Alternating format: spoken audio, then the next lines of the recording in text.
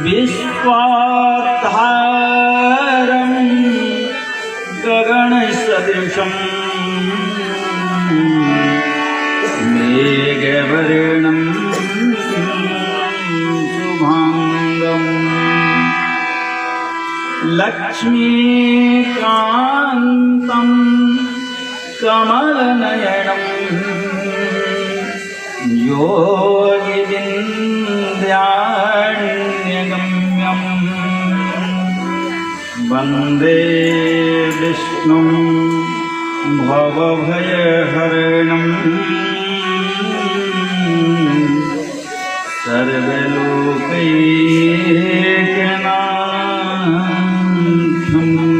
हरिः। या कुन्देन्दुतुषारहारधवला या शुभ्रवस्त्रावृता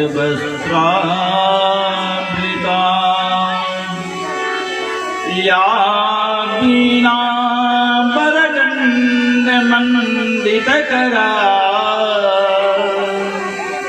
या श्वेतपद्मासना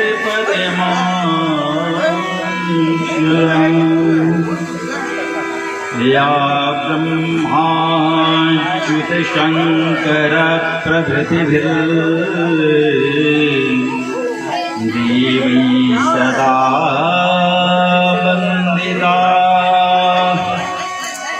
सा मां पातु सरस्वतीं भगवतीं निःशेषजाड्यां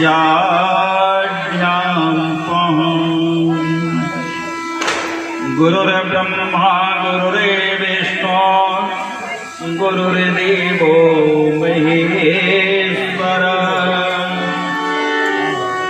गुरुर्साक्षात् परब्रह्म तस्मै श्री गुरुवे नमः। अखण्डमण्डलाकारं व्याप्तं येन चराचरं तत्पदं दर्शितं येन तस्मै श्री गुरुवे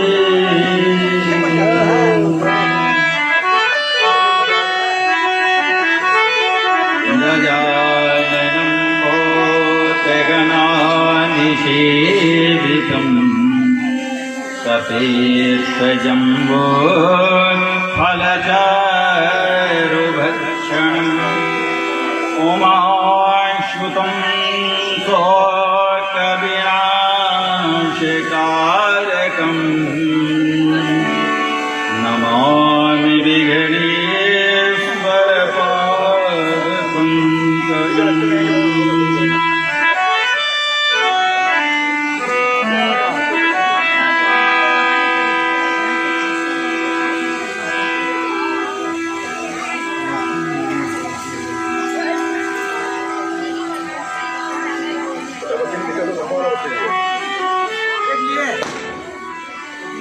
प्रेम से बोलिए वृंदावन बिहारी लाल की जय।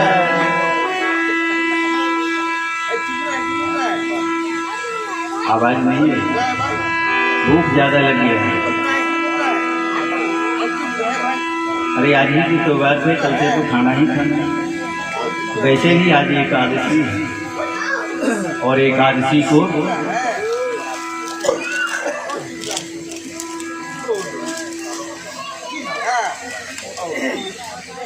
एक बार भगवान का जयकारा प्रेम से बोलिए वृंदावन बिहारी लाल की। वाह क्या बात। लक्ष्मी नारायण भगवान की। बड़े सौभाग्य की बात है, कार्तिक मास के शुक्ल पक्ष जिसे हम लोग देवोत्थान एकादशी के नाम से जानते हैं, संसार में प्रचलित है। जैसा कि पूर्व में भी बताया था, पूजन करने के बीच एक बार पुनः याद दिला दी। 4 मास भगवान शयन रहते हैं और अपना डिपार्टमेंट बाबा भोलेनाथ को संभाल, आप संभाल लो। 8 महीना मैं देखूंगा, 4 महीना आप देखो। वो 4 महीना कब दिखता है? किस समय? आषाढ़ मास के शुक्ल पक्ष की एकादशी जो आती है उसे हरिशयनी एकादशी कहते हैं। उस एकादशी को भगवान विश्राम चले जाते हैं और बाबा भोलेनाथ की का ड्यूटी प्रारंभ 4 मास के पश्चात कार्तिक शुक्ल पक्ष एकादशी जो देवोत्थान एकादशी है, उस दिन भगवान को जगाया जाता है। भगवान जगते हैं और पुनः फिर अपना सृष्टि का भार संचलायमान करते हैं।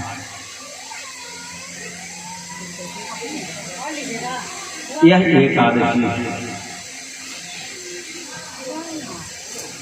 एकादशी के व्रत सब लोग करते हैं। पूरे वर्ष में प्रत्येक मास 2 एकादशी आता है, एक कृष्ण पक्ष का, दूसरा शुक्ल पक्ष। इस हिसाब से पूरे वर्ष में 24 एकादशी होता है। लेकिन शास्त्रों में ऐसा वर्णन आया है कि किसी भी गृहस्थ परिवार को 24 एकादशी का व्रत नहीं करना चाहिए। क्यों नहीं करना चाहिए? व्रत है तो करना ही चाहिए, लेकिन 24 एकादशी नहीं करनी चाहिए। एक कोई ना कोई बीच का छोड़ दें, लास्ट का छोड़ दें, कहीं का भी एक छोड़ दें। 23 एकादशी क्यों? शास्त्रों में वर्णन आया है, जो 24 एकादशी पूर्ण कर लेता है सात्विक रूप से उसकी वाक्य सिद्धि प्राप्त हो जाती है। वो जिसे जो कुछ कह देगा उसे वो घटित हो जाएगा। गृहस्थों के लिए खास करके मना किया गया है। गृहस्थ है, घर बसा है, बेटा है, बेटी है, बहू है, पोता है, पोती है, ये संसार है। कभी किसी बात को लेकर के आपको तकलीफ हुई हो और आप गुस्से में अगर उसे कुछ अपशब्द कहते, कुछ ऐसी बातें कहते और वह घटित हो जाए, फिर आपके साथ क्या हो? आप तो बैठ के पछताएंगे, मैंने गलत किया। इसीलिए शास्त्रों में वर्णन आया है कि 24 एकादशी नहीं, 23 एकादशी का ही व्रत करे और 24 पूरा ना करे, बाकी सिद्धि प्राप्त ना करे, जिससे हानि। बाकी सिद्धियों 24 एकादशियों के लिए केवल ऋषियों को बताया गया है। जो संसार से निर्लिप्त है उनको कोई मतलब नहीं है। संसार वो जितने भी कार्य करेंगे संसार के कल्याणार्थ का करेंगे या आपके कल्याणार्थ का।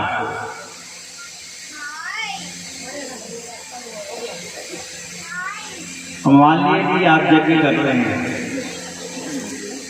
और यज्ञ करते के समय आंधी आ जाए, बवंडर आ जाए, तो आपका यज्ञ विध्वंस हो गए, पंडाल उतर के चली जाएगी।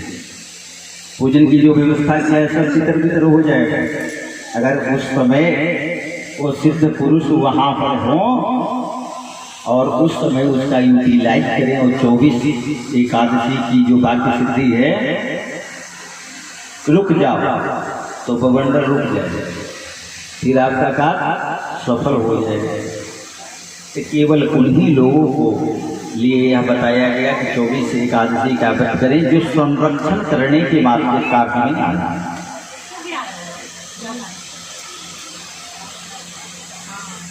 एकादशी महात्मा की बहुत बड़ी महिमा है।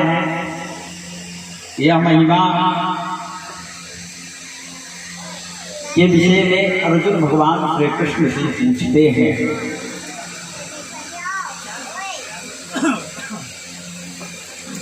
और भगवान अर्जुन को बताते हैं, क्या बताते हैं कि एक बार नैमिषारण्य नामक वन में सौनक आदि 88,000 ऋषि एकत्रित हुए, एक जगह एकत्रित हो गए और उन्होंने सूत जी महाराज से प्रार्थना किया। उस काल में एक सूत जी नाम के ऐसे ऋषि होते थे जो सारे समस्याओं का निदान करते थे। तो सूत जी महाराज से एकत्रित होकर के प्रार्थना किया कि हे सूत जी महाराज, कृपा करके जितने भी व्रत में एकादशियां हैं, 24 एकादशी हैं, उन सबकी महिमा महात्म को आप बताने की कृपा करें। कौन सा एकादशी करने से क्या फल प्राप्त होगा, किस एकादशी का क्या नाम है। सूत जी महाराज कहते हैं कि हे महर्षियों, एक वर्ष में 12 महीने होते हैं और एक महीने में 2 एकादशी होती है, तो एक वर्ष में 24 एकादशी तो पूर्ण हो ही जाती है। जिस वर्ष एक गौर करने वाली बात, जिस वर्ष मलमास लगता है, लौंद लगता है, जिसे हम लोग आम भाषा में बोलते हैं, एक महीना 2 हो जाए, डबल हो जाए, है ना, कार्तिक डबल, 2 महीना कार्तिक ही रहे तो विशेष मास हो गया, जिसको हम लोग मलमास कहते हैं, अधिमास कहते हैं, लौंद कहते हैं। तो जब एक महीना बढ़ गया तो ये सहज सी बात है कि एकादशी भी तो बढ़ गई, 24 से 26 हो गिनती। तो उसी महीना में 2 एकादशी बढ़ जाती है। इस तरह कुल 26 एकादशी का गिनती होती है। सामान्यतः 24 एकादशी, हम उन सभी एकादशियों का अलग अलग नाम है, अलग अलग प्रभाव है। पहली एकादशी जिसका नाम उत्पन्ना एकादशी, उत्पन्ना एकादशी का। दूसरी एकादशी, उत्पन्ना एकादशी क्या हुआ, जैसे राम पशुरा, इस संसार में जितने प्रकार के प्राणी हैं सभी को आगे की ओर वृद्धि को करने वाला, उत्पन्न करने वाला, जितनी भी व्यवस्थाएं हैं यहाँ, खाद्य सामग्रियां हैं, सबको उत्पन्न करने वाला। एकादशी करने से यही फल प्राप्त हो, सब लोग आगे बढ़े। उत्पन्न करने का मतलब आगे बढ़ना। दूसरी एकादशी का नाम है मोक्षदा एकादशी। जो संसार में रह करके मोक्ष की कामना करते हैं, हे प्रभु हमें मोक्ष प्राप्त हो जाए, तो उन्हें मोक्षदा एकादशी व्रत करना। तीसरा एकादशी का नाम है सफला एकादशी। बार बार किसी कार्य करने के लिए प्रेरित हो रहे हैं, कार्य कर रहे हैं, लेकिन वह सफल नहीं, असफल हो जाता है। सारे प्रयत्नों के बावजूद अगर असफल हो जाता है तो उसे सफला एकादशी व्रत करनी चाहिए। ये सफला एकादशी व्रत करने से उसे जिस कार्य के लिए वह प्रयत्न कर रहा है उसमें सफलता प्राप्त कराता है। चौथी एकादशी जो है उसका क्या नाम है, उसका नाम है पुत्रदा एकादशी। इस संसार में बहुत से ऐसे घर हैं जहाँ संतान नहीं, सारे प्रयास करके थक चुके, लेकिन संतान उस घर में नहीं है, निराश हैं। उन्हें पुत्रदा एकादशी व्रत करना चाहिए। पुत्रदा एकादशी व्रत करने से संतान की प्राप्ति होगी।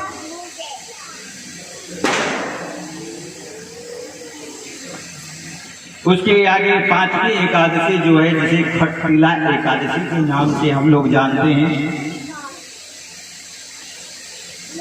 6ठी एकादशी है जिसका नाम है जया एकादशी।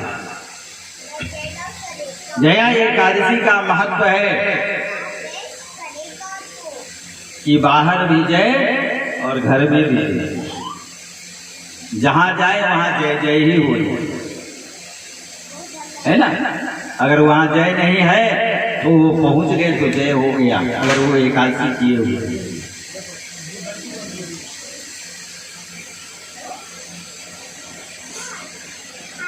उसके बाद जया के बाद नंबर आता है विजया एकादशी का। यह भी बड़ा प्रभावशाली एकादशी है। विजया एकादशी नाम से ही यह जाना जाता है, विजय कराने वाला। जिस किसी कार्य में आप लगे हुए हैं उसमें विजय अगर प्राप्त नहीं हो रही है, किसी प्रकार का अड़चन पैदा हो जा रहा है, तो आप विजया एकादशी करो, विजय भगवान मिला। अरे मनुष्य में क्या चिंता है कुछ कर लेने की, जब तक उनकी कृपा ना हो, उन्हीं की कृपा से सारी कार्य संपन्न हो और उन्हीं के अनुसार, समय के अनुसार कार्य संपन्न होती है। मनुष्य अपनी हिकमत लगाता है, इतने समय में हो जाना चाहिए,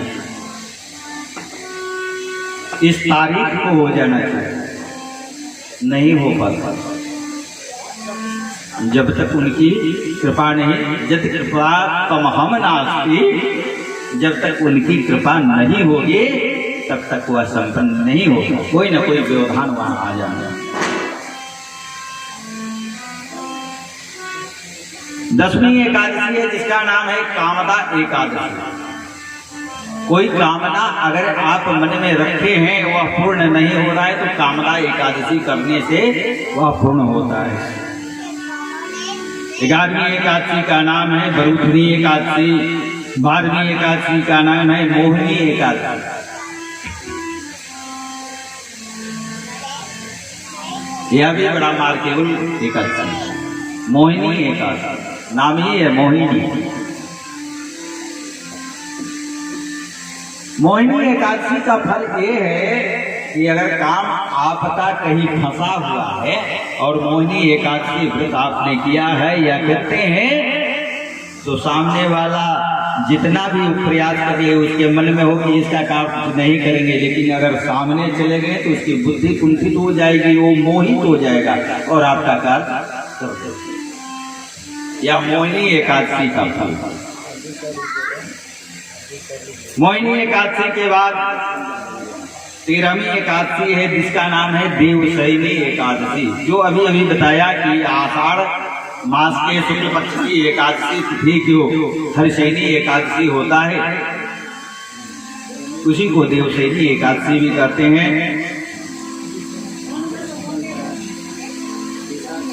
उसके बाद कामिका एकादशी, पुत्रदा एकादशी, अजा एकादशी, परिवर्तनी एकादशी, इंदिरा एकादशी, पापांकुशा एकादशी, रमा एकादशी और तब जाकर के कार्तिक मास में देवोत्थान एकादशी आती है।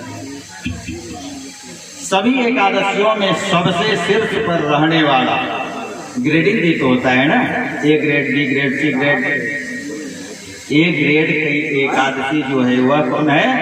देवोत्थान एकादशी।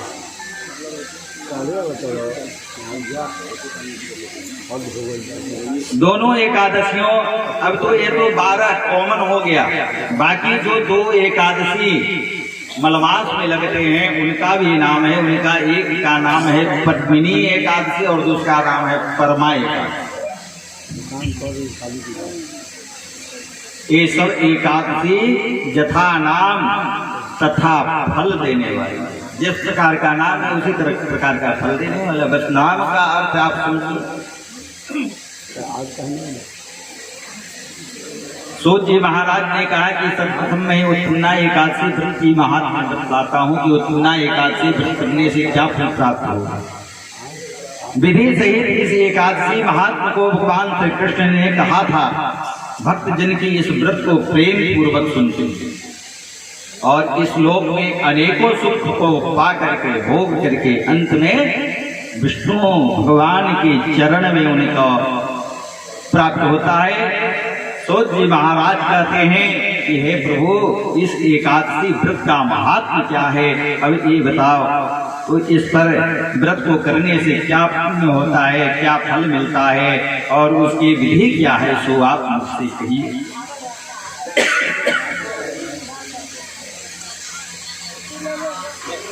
ऐसा सुनकर के भगवान कृष्ण कहते हैं कि हे अर्जुन, सबसे पहले हेमंत ऋतु ये मार्ग शेष महीने में कृष्ण पक्ष की एकादशी का व्रत करना चाहिए। एकादशी का व्रत यह भी एक नियम है कि एकादशी का व्रत जो करने के लिए सर्वप्रथम उठाते हैं, कौन से महीने में उठाना चाहिए?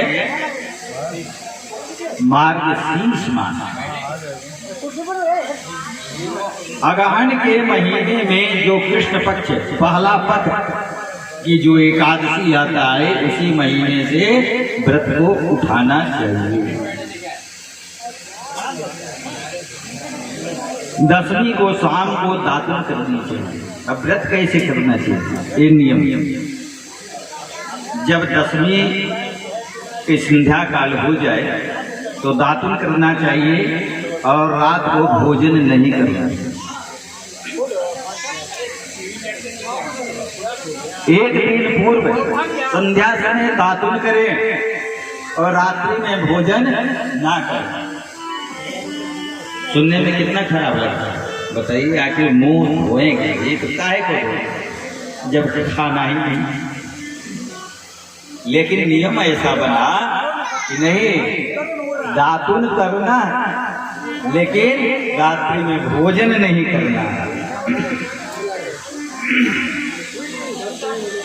जब दूसरे दिन सुबह हो जाए तो एकादशी को सुबह में संकल्प नियम के अनुसार करना चाहिए।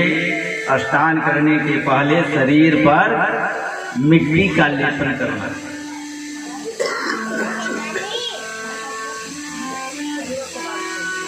उसके बाद चंदन लगाना चाहिए। उसका मंत्र है, उस मंत्र के अनुसार एक क्रियाएं करनी चाहिए। मंत्र है अश्वक्रांते रथक्रांते विष्णुकांते वसुंधरे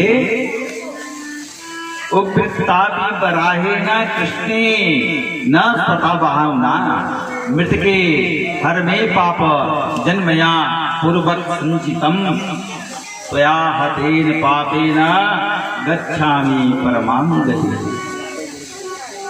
इस प्रकार मिट्टी को नमन कर करके मिट्टी का लेपन करना चाहिए। स्नान के बाद क्या करना चाहिए? स्नान के बाद धूप दीप नैवेद्य आदि से भगवान का पूजन प्रसन्न मन से करना। मन में किसी प्रकार का किंतु परंतु नहीं रखना चाहिए। ये नहीं हुआ, ये चीज नहीं है, ये नहीं लाया, वो लेट से आए, वो सुबह आए, वो शाम को आए, ऐसा नहीं रखना चाहिए। निश्चय से जो हमारे पास पत्रम पुष्पम फलम सोयम, शास्त्रों में कहा गया पत्रम पुष्पम फलम सोयम, जो में भक्त्या प्रयत्न। आपके पास पत्र पुष्प फूल